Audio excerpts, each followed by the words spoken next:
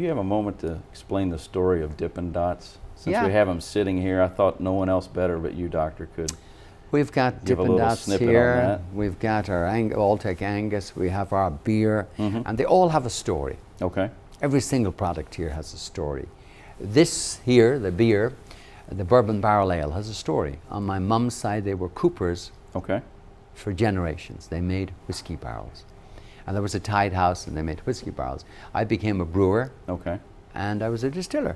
And so this is a combination of, in many respects, my salute to my granddad and so forth. Sure. So we take the beer, we put the beer into a barrel, the alcohol content goes up, unique to Kentucky, incidentally, Bourbon Barrel Ale. Aha.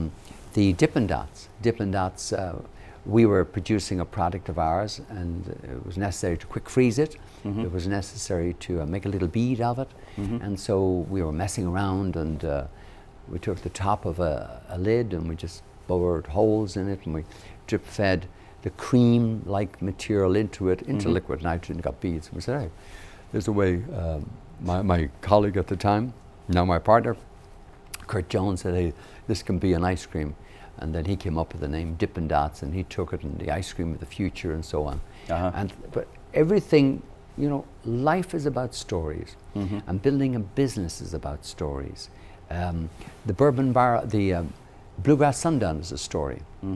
I was asked by some journalists, as soon as we had announced that we were going to be the title sponsor of the World Equestrian Games, Right. et cetera, et cetera.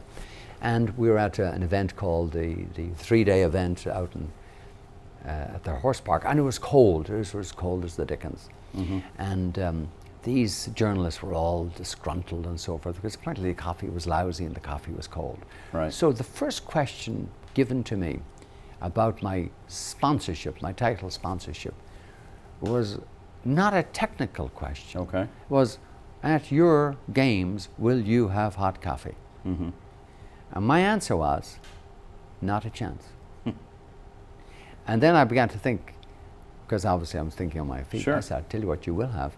You'll have something like an Irish coffee. And they said, hey, fantastic. And I didn't want to give them Irish coffee. I'm in Kentucky.